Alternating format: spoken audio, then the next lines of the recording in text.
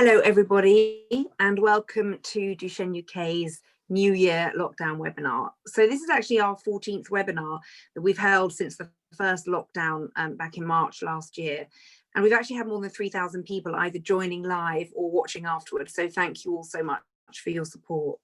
So when the government announced another lockdown, it did at least feel familiar, I suppose, and we know what to expect. And there is now light at the end of the tunnel with the approval of 3 vaccines that are being rolled out.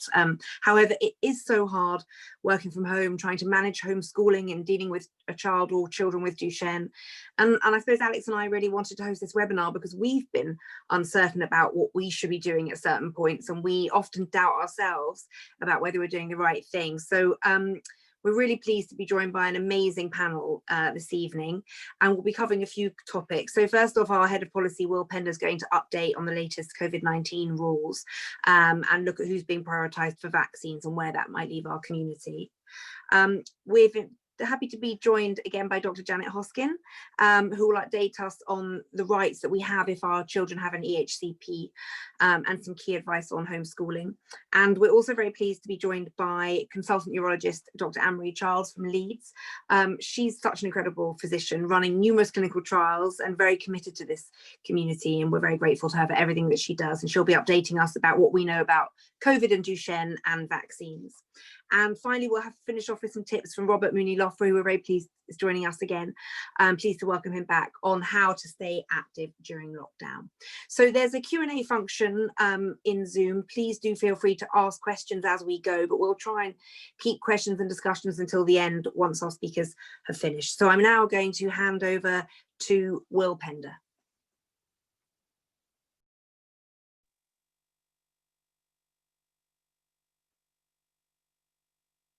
Hello everyone.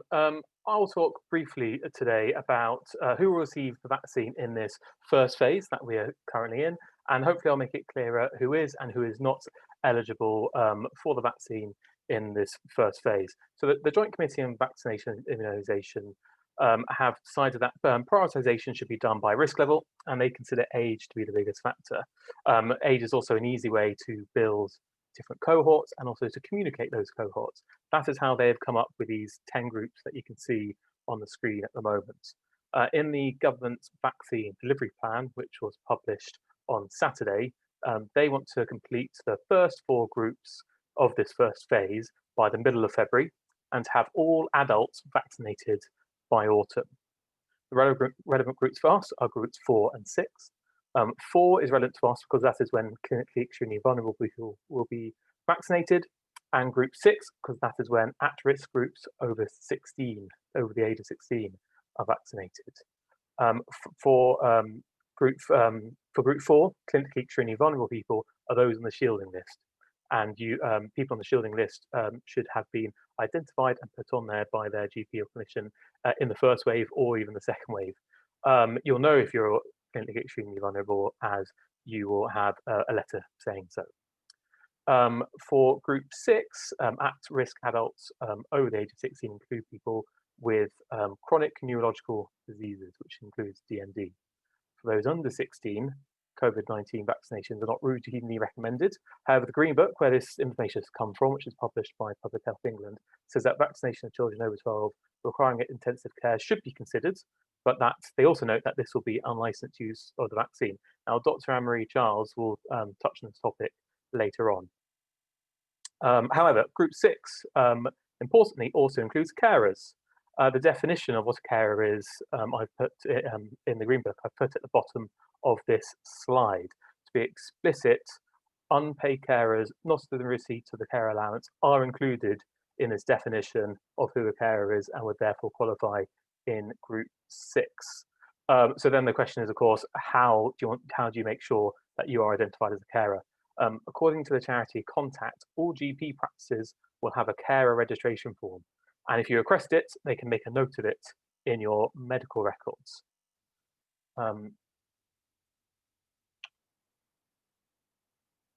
For your reference, I included some information from Carers UK on this slide. The URL is at the top, but if you Google Carers UK registered GP, this information will pop up along with other sources. And it shows you how, beyond COVID, your GP can help you if you're registered with them as a carer in your medical records. As I said before, you do not need to receive carer's allowance or be paid to qualify as a carer. If you're a parent who looks after a disabled person, that counts as a carer. If you look after a family member, you are a carer. But on COVID, the Green Book says GPs should make the vaccine available to carers in Group 6. If you believe you qualify for it, it is worth contacting your GP and not only requesting them to make a note of it in your records, but to request that you are included in Group 6. And that concludes my part of the presentation, and I'll hand over back to Emily. Thanks so much, Will. Okay, we're now going to go to Janet, who's going to give us some advice on homeschooling and EHCPs.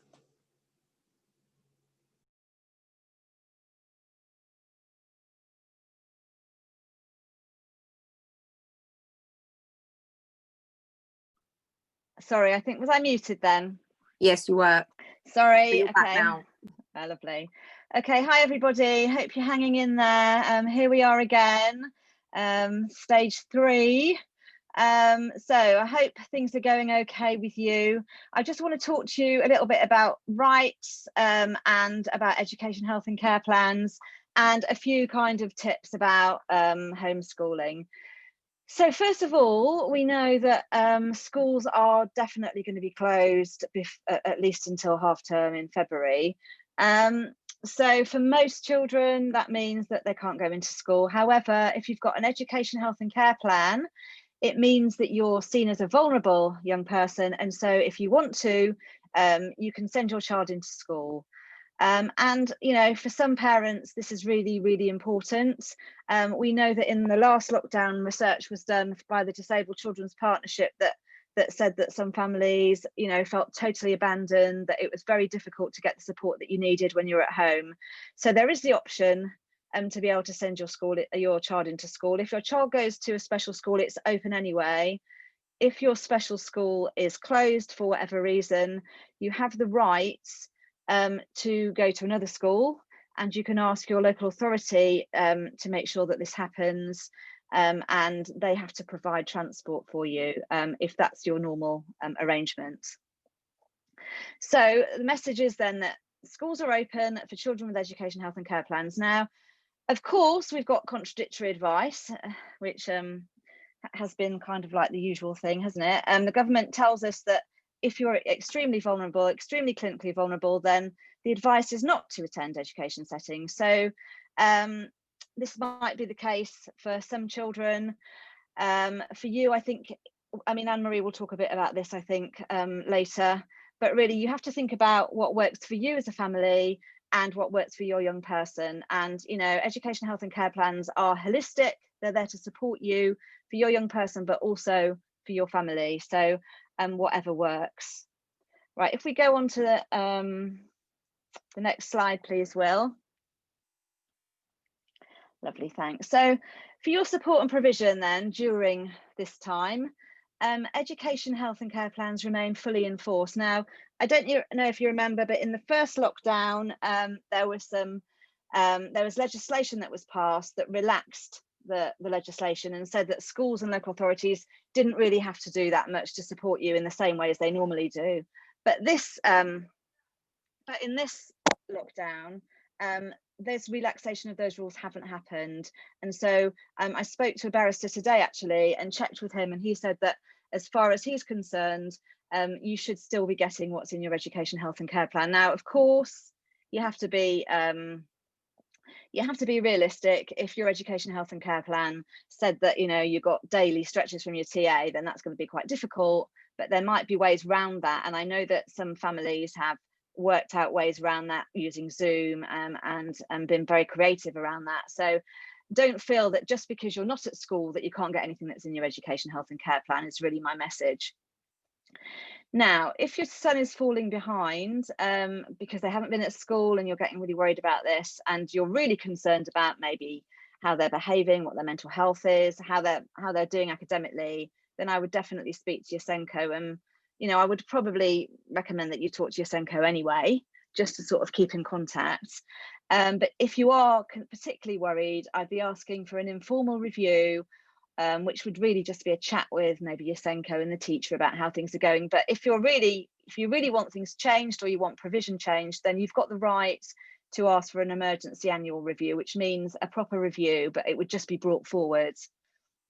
So what you want to be doing for this is thinking about what you're seeing with your young person. If you're worried about how they're doing, you know, keep a diary, keep some notes, obviously keep professional reports, and make sure that, you know, they get sent to school so that you can update your section A, which is it's just section of your education, health and care plan that parents write, your recommendations.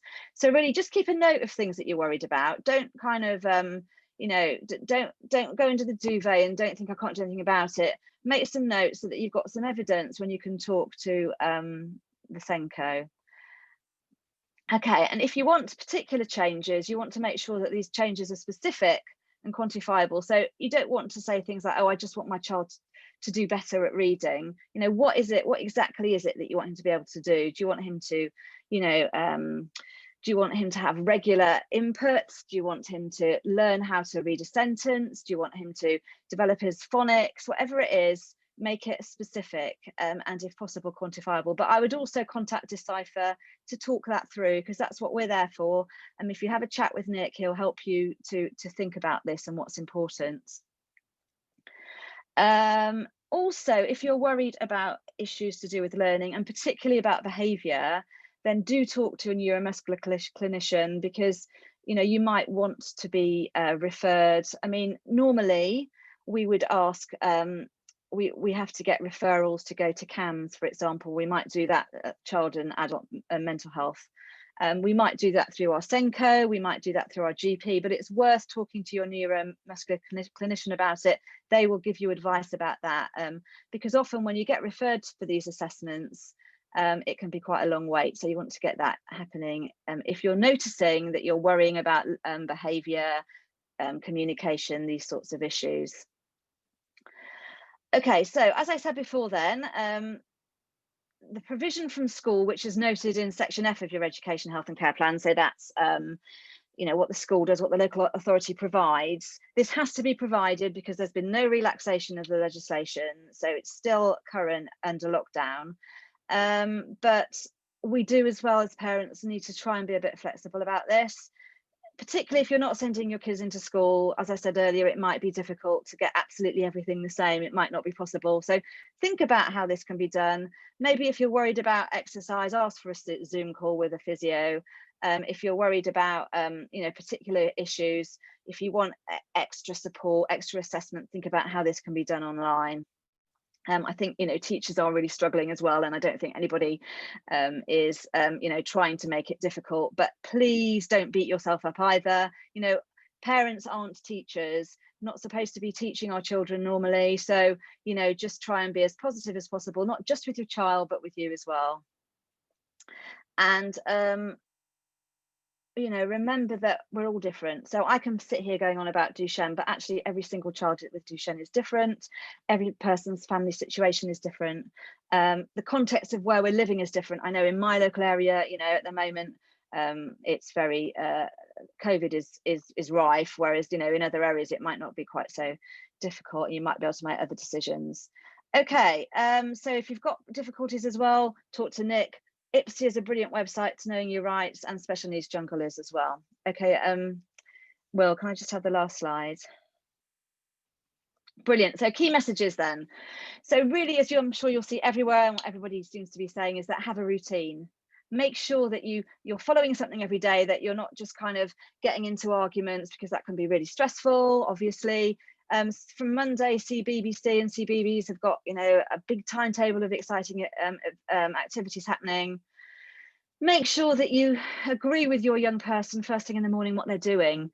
Some children, particularly those who are slightly on the autism spectrum, would really benefit from having a bit of a visual timetable, some pictures to see what they're doing through the day. It's much better to be able to say that at the beginning than kind of have to pile things on halfway through the day.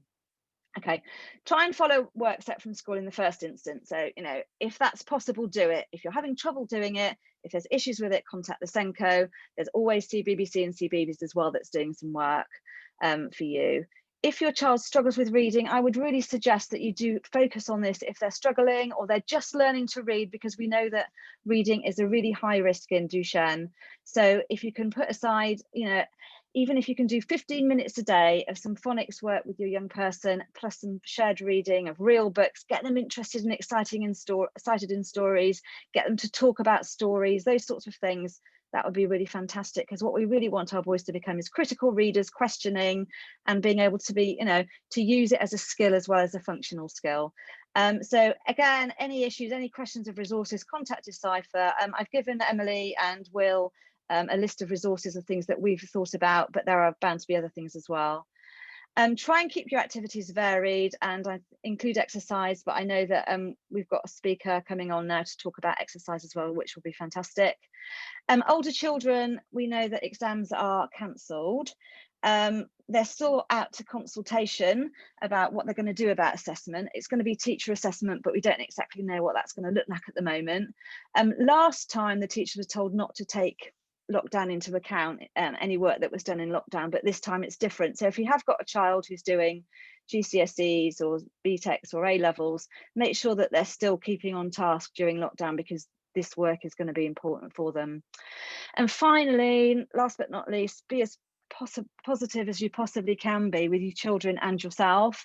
So, try and catch your children being good. Even if you can say, oh, wow, you're sitting really nicely, you're holding that pencil really nicely, wow, you're really trying, even if they're finding it really, really difficult, that can make such a difference to your relationship and the effort that they put in. So just try as much as possible to be positive, even if you don't feel it. Try to avoid inflexible rows. And I said that, this can really kind of spiral out of control sometimes if you're both feeling quite inflexible. And I said, have a look at, if you've got the DMD guidebook, have a look at James Poisky's chapter in there on dealing with inflexible behaviour.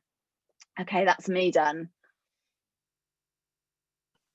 Thank you so much, Janet. That was really fantastic. We've already had a comment saying wonderfully informative and helpful as always. So thank you. Very pleased now to hand over to the lovely Anne-Marie Childs, who's consultant neurologist, who's going to update us on COVID and Duchenne and answer some questions on and cover some areas about the vaccine. Thanks very much for asking me, everyone at Duchenne UK. I suppose the first thing I need to say is that I am definitely a paediatric neurologist, so most of the things I'm going to talk about refer to younger people. I will talk a little bit about the vaccine in a minute. I just wanted to say that, we are very impressed by how brilliantly all of you are coping with such a difficult situation. It has absolutely been a roller coaster, not always helped by inconsistent advice from different sources. And I think that's one of the most frustrating things for us on the ground, and I'm sure for those of you supporting people with DMD and other conditions, that things seem to change with the weather. Even something like the shielding advice has changed between lockdowns. And you can get conflicting information from your GP, from your clinician, and from NHS England, and it's really hard sometimes to know what's going on. And I suppose in that situation, what I would encourage you to do, as people have said, is to talk to your own neuromuscular team. I'm going to talk a little bit about shielding in a minute, but just to sort of reiterate that in children's practice anyway, we're very much following the advice of the Royal College of Paediatric and Child Health, and we do not consider the majority of young people with DMD to be in the extremely vulnerable group. However, there are individual situations and individual circumstances for young people and indeed families and their communities, which might mean that the advice that's given to you or your family is a little bit different to what happens to some other people. So do talk to us if you're worried, but don't feel bad about acting as if you're in the vulnerable group and sending your young people to school, because we know that we really disadvantaged a lot of people in the first lockdown by keeping them inside, restricting their physical activity, their social communication, and of course their educational engagement. And we know that that has had consequences, and we want to protect people as much as we can as we go forward. with the hopefully light at the end of the tunnel of the vaccine. Anyway, do you want to go to the first slide, please, Will? So I just thought I'd share with you the emerging evidence that we're getting in relation to how COVID is affecting people with neuromuscular disorders. And I think that there are a number of studies in the UK and there are studies across Europe, and some of these are now being published. And there was a really helpful publication by the Spanish group here looking at what the reality was for young people in Spain with neuromuscular disorders. And again, this is children, so apologies for that. But I think what was really encouraging was that in their whole series, they had 29 young people who presented with symptoms of COVID. And 90% of them pretty much were either asymptomatic or very mildly affected, with a small proportion actually being requiring hospital admission. And the main people that were at risk were the young SMA1 babies. And we didn't see, or they didn't see, people with DMD particularly being affected. And it doesn't appear that the steroid dose that most of our young people are on is actually conferring an increased risk. So I take a lot of comfort from this. The next slide, please, Will. There's also a study in 2 Italian paediatric research networks. Now, this is looking generally at young people. And again, they commented that disease was very much a mild disease in young people. They did specify in their data that there was an increased risk of having a more complicated course of infection if you had a pre-existing condition. And they do mention neuromuscular conditions, but when you drill down into this paper, actually it's children with cardiac disease, children with respiratory complications, and the neuromuscular disease they're talking about is cerebral palsy and severe epilepsy. It's not neuromuscular disorders as those of us in our world consider. So again, that's really reassuring. And again, of the children that were admitted to intensive care units, and the numbers were very small, the ones that had the most severe course were those under 6 months of age. And thankfully, they all recovered. So again, I think that is positive. And if we could look at the next slide, Will. So in terms of I put facts in inverted commas because, as you know, this is an evolving situation, and we're learning new things all the time. But I think it is still very fair to say that COVID does not cause severe illness in children. There's a lot of concern about the new variant, and it clearly is a more infectious variant. And if you have more cases, then a proportion of those cases will be the same and will be severe, and that's causing a major impact in our hospitals. And as Janet said, certainly some regions are more severely affected than others. And I guess in that sense, it's really important that we try and keep people as well as possible so they don't have to go to hospital for other reasons, because you don't want to be at the back of that ambulance queue, even if your young person doesn't have a COVID infection. So staying well and staying as healthy as you can, following the advice that you've got around respiratory care, around exercise, is really important. But there is no evidence, despite some of the initial reports in the media, that this particular variant causes more severe disease in children, or that actually the infection itself is more damaging. It seems like it's just more infectious, so it spreads more easily.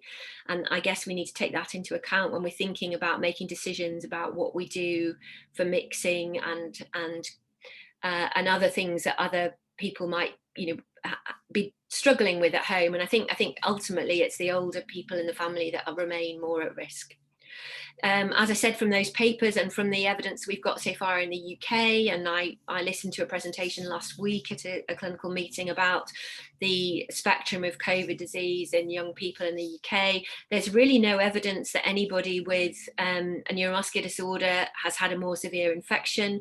You might have read around the fact that there are risks of neurological complications of COVID, and that it can certainly affect the sort of conscious level. It can sometimes cause problems with inflammatory conditions in the nerve, but not necessarily in people who've got pre-existing conditions. There weren't any in the reported study to date who had neurological disorders. And then you might have read about this syndrome called PIMS-TS, which stands for Paediatric Multisystem Inflammatory Disease, temporally related to COVID. And I think that we don't really understand what that is, but that again is not seen in people with pre-existing conditions, and it doesn't seem to link with the risk of a neurological complication either. I think it's encouraging that the studies don't suggest that there's an increased risk of people on the steroid doses that we're talking about, and even people on, you know, very immunosuppressive cancer therapy aren't apparently having a more severe disease course. And just to go back to what I was saying, that we haven't changed the advice about shielding and extremely vulnerable groups from what happened at the end of the last sort of lockdown, I suppose, when schools opened again and people went back to school. So very few neuromuscular patients will be put into an extremely vulnerable group without other considerations. So for example, in our practice, we've only really included small infants with spinal muscular atrophy type 1 who are on very continuous ventilatory support. So we are not routinely advising that our Duchenne lads are in an extremely vulnerable group, but as I say, individual people have different needs, and whatever is decided needs to be tailored to their needs and the needs of their family. There is, if anyone wants to have a look at it, quite a lot of information on the Royal College of Paediatrics and Child Health website, which I think is pretty good, and it gets updated regularly, and it's referenced with relatively good and up-to-date references. So do have a look at that if you want to know a bit more. Just on the next slide. And then just thinking about vaccinations. So I think that whilst we've got 3 vaccines approved for use now in the UK, none of these vaccines have been tested on under 16s. So there really is almost no data about either the efficacy or the safety in under 16s. And I think that whilst we haven't got any data, I think having listened to Professor Andrew Pollard, who's was the chair of the JCVI, which is the Council for Vaccination and Immunisation in the UK, who was leading the Oxford group that developed the Oxford vaccine. So because of a conflict of interest, he's no longer chairing the JCVI. He surmise that because of the mechanism of the vaccine, there wasn't necessarily anything about either the Oxford or the Pfizer vaccine that would suggest that children would be at particularly high risk, but we do need some more data. And he suggested that he thought it would be the end of this year before children were being routinely vaccinated.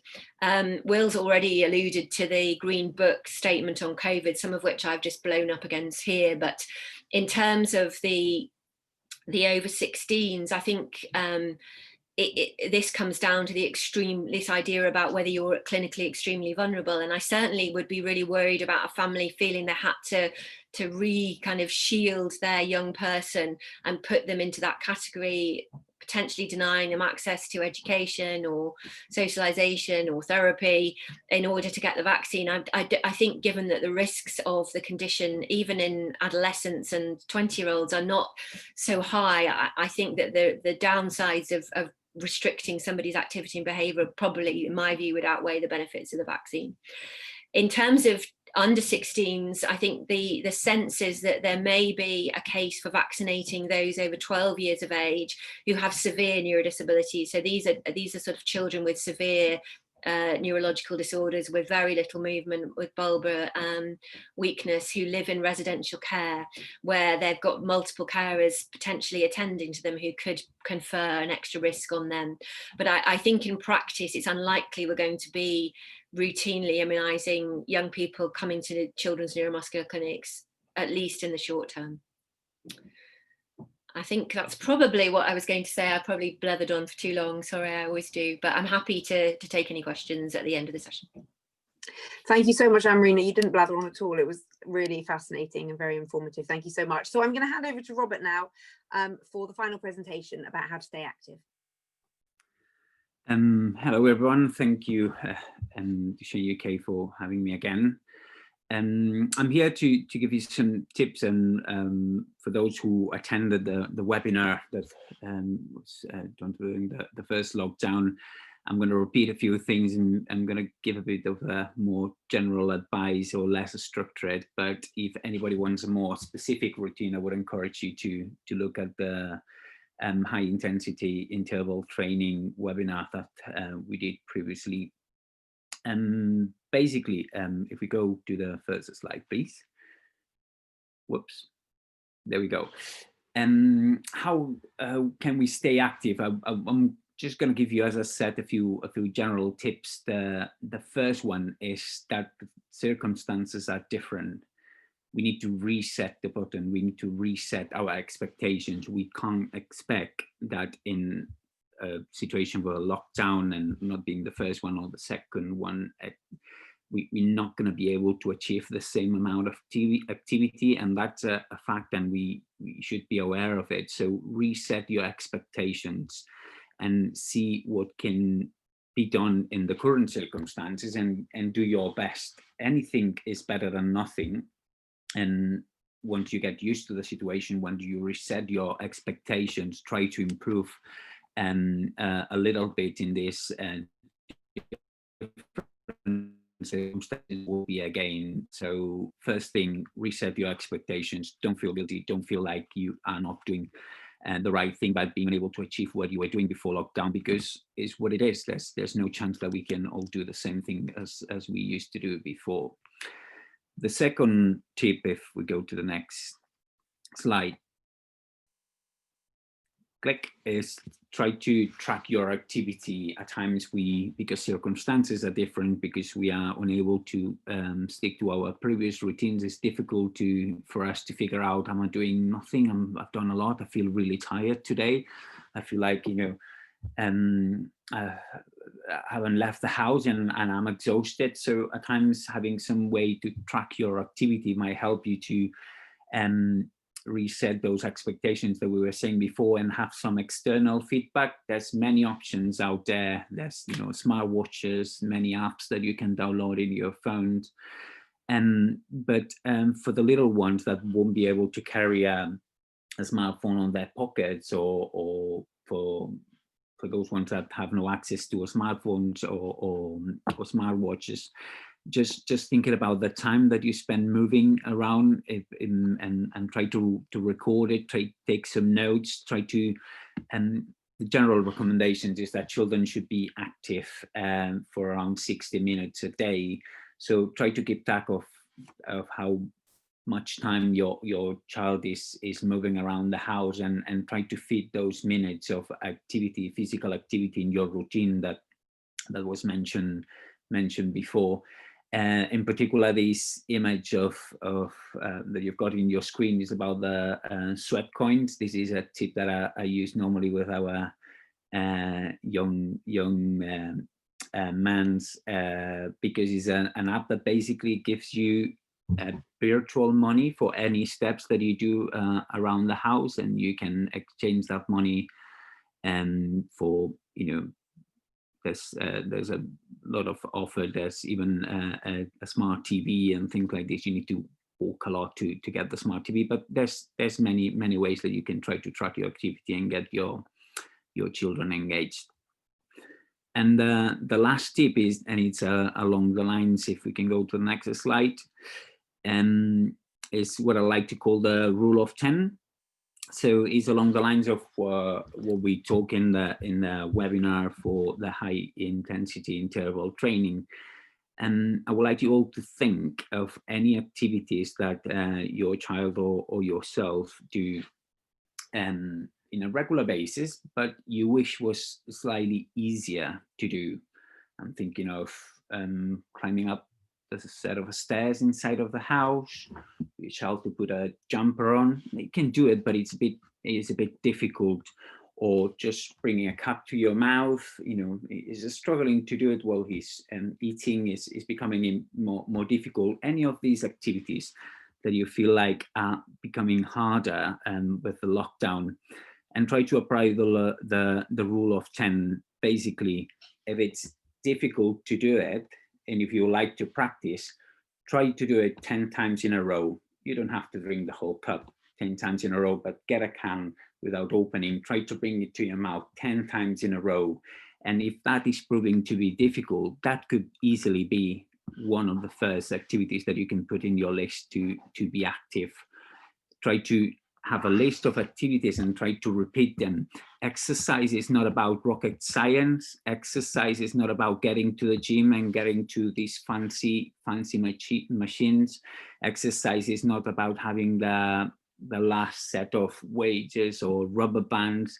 Exercise is about being active, getting your heart rate to pump a bit more blood into your muscles, and try to use these activities and basically try to do it in a regular basis. If you find any of these activities that you can repeat for 10 times, if we go to the next slide, what about then doing it 3 sets in a row? Trying to find activities that you would like to improve, and then try to do it 10 times, have a little rest, 10 times again, a little rest, and 10 times again. I bet that activity, if you practice it in a regular basis, just do it one time in the following days will be much easier. And that could be easily a good tip to fit a bit of activity in your children's daily routine. And again, try to think of how to fit these activities in your daily routine. Try to make them part of your routine. And pretty much that was all that I wanted to say today. I'm happy to take any questions. And thank you so much, Robert. That was really helpful. And as Robert said, we did do a webinar with Robert last year about high impact interval training. So do please have a look at that as well to familiarise yourself with his advice there. So I'm just going to kick off with some questions. And Anne-Marie, I think the first question is to you that came in via email before the webinar. And the question was, clinical trials usually take years and years to bring products, treatments to patients. How did vaccines for COVID-19 manage to get turned around so quickly? And should we be worried about their safety profile, given that we don't have much long-term data on the vaccine? And I think that the technology to develop the vaccines is building on previous experience from using vaccines. So I think it's not like developing a drug for the first time. I think that, that there is quite a lot of pre-existing biological data and knowledge about how particular mechanisms will work. So I think that and also clearly there was a massive impetus and investment that things that and a restriction in the sort of usual barriers to things getting acknowledged and approved and processed. And I can imagine they didn't wait 7 months for the ethics committee to meet again when they were due to. And there was obviously a huge urgency, and I think some really positive collaborations between industry and clinicians and science around the world. And I think that's been one of the really good things about this horrendous situation. So I think there were probably a number of things that came together. I think they were starting, ahead of the game because they knew what they were trying to do. They've done this before. They've inserted viral DNA and indeed RNA from using different vectors into cells to generate antibody proteins, which is what both the Pfizer and the Oxford vaccine do.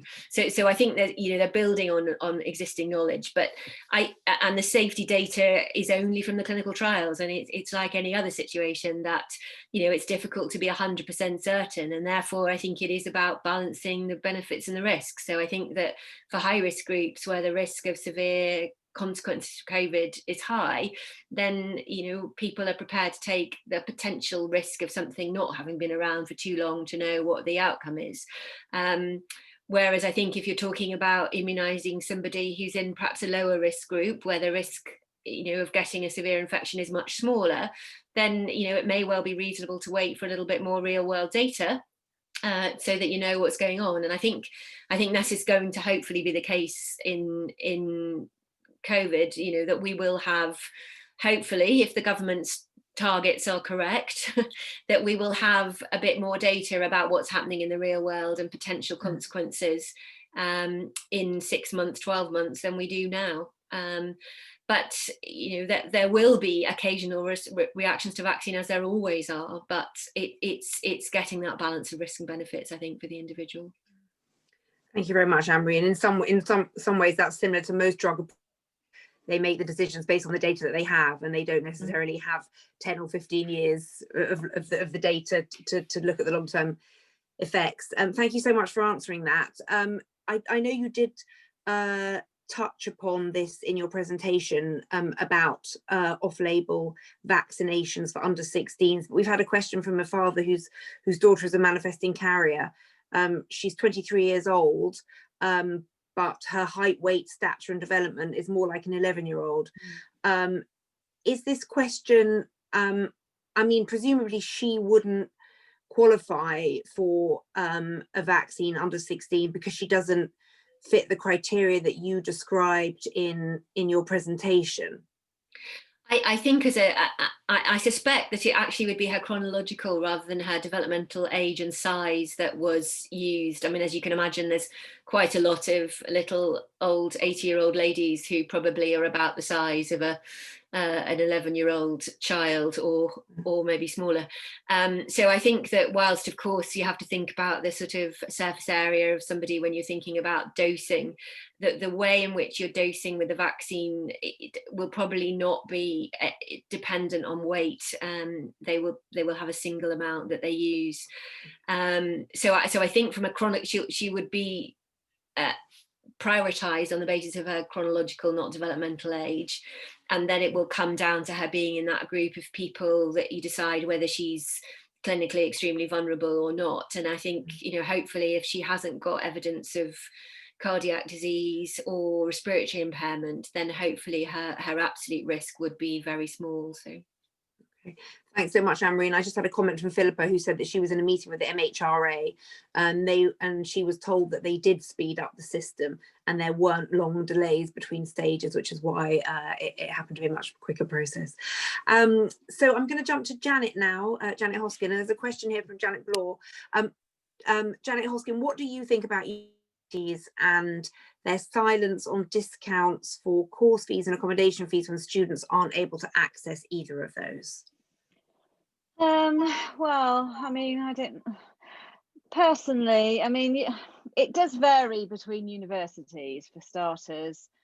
I mean, my heart breaks for a lot of our boys who are at university at the moment. It's their chance to go and do something and, follow their dreams and learn something and all these sorts of things. My son's still at university and now he's stuck at home with his parents, which is the last thing that he wanted to do. So, I do feel very upset for them, but universities are businesses and they haven't been closed by the government, so the government doesn't have to give them money. So they're in a very difficult position. I mean, they are supposed to be offering online support, but I'm not here to sort of support universities' decisions in any way. But I just think it's very sad. Some universities have reduced accommodation fees if young people aren't there, but others haven't. So I can't really give you a sort of probably acceptable answer, sorry. Okay. Rubbish. I mean, I suppose there are so many challenges for that age group, aren't there, Janet, who are sort of embarking on adulthood and going off to university. I mean, do you have any advice or tips for parents whose sons and daughters are that age? I mean, it's, in some ways they're helped by social media, but it must be very hard. Well, I think it's very hard, but I mean, there are some positives that have come out for Saul, my son, for example, is that he's developed a very strong online group of friends that he didn't have before because they've been forced into it, and now everybody's in the same situation. And so I'm hoping that that's something that will carry on after university. But I would say to people, still follow your dreams, and if you're in the middle of university, I mean, there are options to take a year out, to defer if that's what you want. I mean, I know for many boys it's about the social aspect as it is for anybody. So I think those are all decisions that you need to make yourself, really. But yeah, I would still go for it if you possibly can. Okay, thanks so much, Janet. I'm just going to hand over to Alex because I know she wanted to ask a question from some of our presenters. So Alex, do you want to speak? I do. Hi everybody. It's lovely to see that you're all attending. So mine is kind of based on some of discussions that I've had with some parents recently. I spoke to 2 mums today in particular who are really struggling with the homeschooling. The children have quite challenging learning and behavioural difficulties, and these mums are trying to work, they're trying to homeschool as well as care for their sons, and they've made the decision to send their children into school, and they do feel a little bit like they're being judged for it in a negative way. And I think, you know, I don't want any parents to feel like that. And I just wondered if Anne-Marie or Janet would kind of share some of their experiences or advice, because I think we all need to reach out for help when we need it. Well, from my point of view, I think that it's really important that young people in that situation and parents trying to support children with that spectrum of difficulties are able to access as much support as possible. I don't think there's any question that it's in those children's best interest to go to school, and it's in the family's best interest. And as we've discussed, the risks to those children are really very small. So I think that it's, you know, what's really important is that solutions are tailored to the needs of the individual child and family.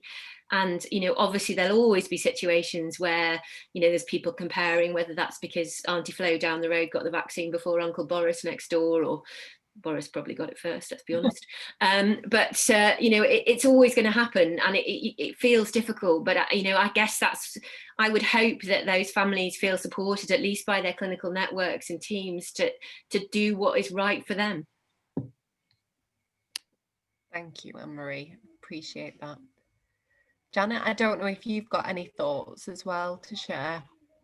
Well, I think that, as you know, as Anne-Marie says, you know, as she said in her presentation, we're not looking at the majority of children with Duchenne aren't seen as clinically extremely vulnerable, that they've got the opportunity to go into school, that school is still being safe, aren't they? Still taking precautions, still socially distancing, so that there's things in place for a young person. And if you need your young person to go into school, then that's absolutely fine. I mean, I would be talking to school if you're anxious about it, talking about the measures they're putting in place, make sure that you've got your risk assessment up to date and those sorts of issues.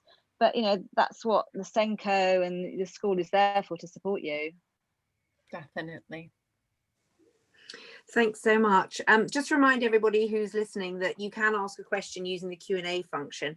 I just wanted to ask Anne-Marie a question about the impact of COVID-19 on research and clinical trials, because obviously in Duchenne, time is our enemy, and to see delays happening, you know, is really heartbreaking. I know you guys are running clinical trials. How badly affected do you think research clinical trials have been by COVID, and will we be able to come back from it? I mean, I think that in March, I think it's fair to say that most research was halted, and a lot of staff were deployed from research, but a lot of the research nurses and infrastructure that supported the trials were deployed back into clinical areas. However, I think that probably the sort of the strategies that were put into place initially were not necessary entirely, certainly in the children's world, but it took quite a long time to row back from that and get people back into the sort of research setting. And I think there was quite rightly a focus on trying to get as much clinical trial information around COVID as possible. So quite a few of the research nurses working in our children's research facility were deployed onto COVID trials, although they were mainly observational, but I know that our nurses felt that they still were very time consuming. But I think that, you know, with that then came a recognition that it was important to maintain the integrity of the trials that we were doing to a certain extent, because, you know, how awful to, you know, have invested as a family your time and effort into contributing to a clinical trial, and then either it's stopped or that trial isn't going to give us the answer we want because of the data not being collected. So I think we were lucky we were able to resume all of our interventional studies relatively early. I know that it's been different in different centres, and you know, we've been meeting, as you probably know, as a hub network to try and sort of look at how we can support people in that setting. But this time round, it doesn't seem as if there is this automatic cessation. So this time round, we aren't being asked to stop activity, although I suspect that setup for new studies will be much slower than it would have been otherwise. So I think there's no doubt it has been impacted like everything else really, but I think there is a recognition that it is an important activity in the hospital to try and maintain. Well, that's really encouraging to hear. And I suppose, at the start of the first lockdown, we had a call with Pfizer who said that they were unfortunately having to halt a lot of their trials, but they were going to continue with gene therapy in Duchenne. They were going to continue with the Duchenne program, so that is encouraging. To have a lovely message from Philippa Farrant saying that if anybody wants some advice or someone to talk to, they can call her helpline at the Duchenne Family Support Group. And I wondered if we could, Will, if you wouldn't mind unmuting Alex Clark, because he's just put in a comment saying that they've worked closely with the school to make sure it's COVID safe, and their son has written. I don't know if you can unmute Alex Clark and he can maybe share his story, which will be helpful to people. Right, thank you. Thanks, Will. Evening, everybody. Yeah, Hi, Alex. we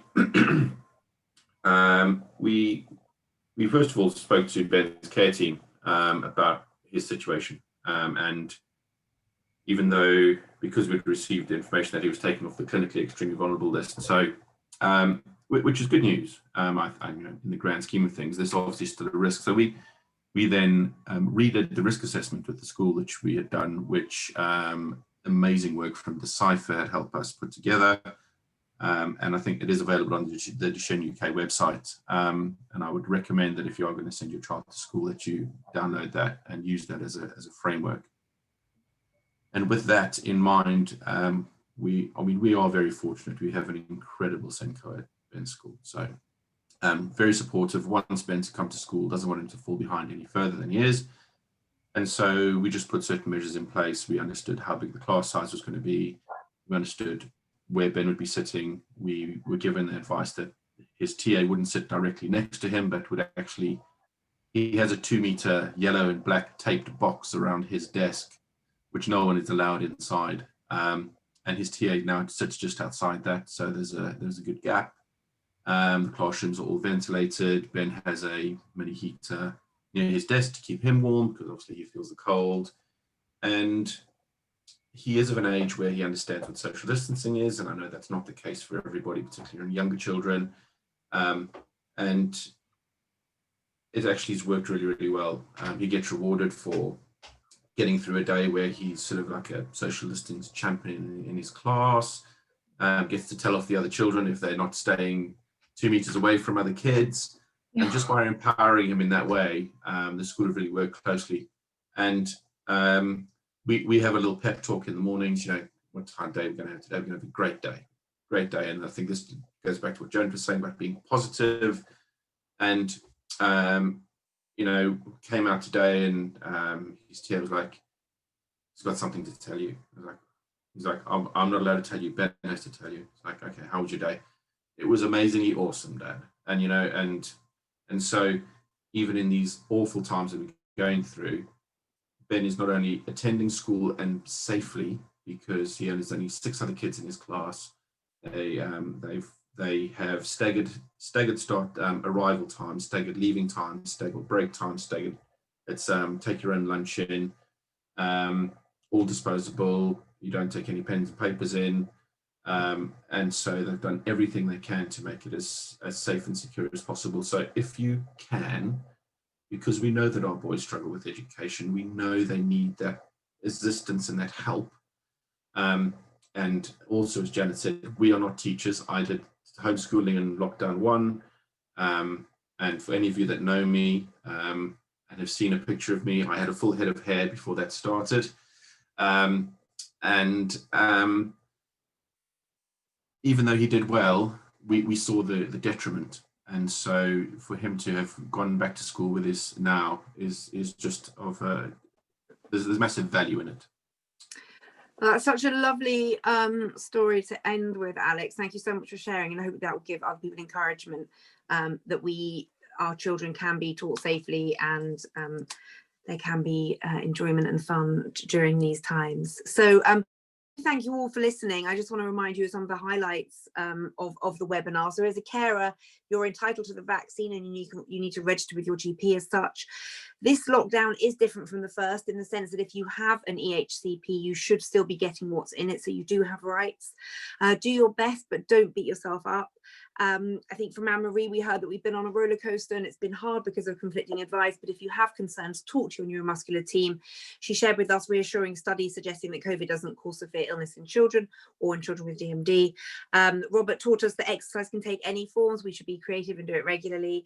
And please do stay safe, everyone, and be kind to yourselves. I'd like to thank our presenters so much for sharing their presentations and their expertise with us. And this webinar has been recorded and we'll share it in the coming days. So it's just time for me to say on behalf of Alex, Will, myself and the whole team at Duchenne UK, thank you all very much for joining. Stay safe and good luck.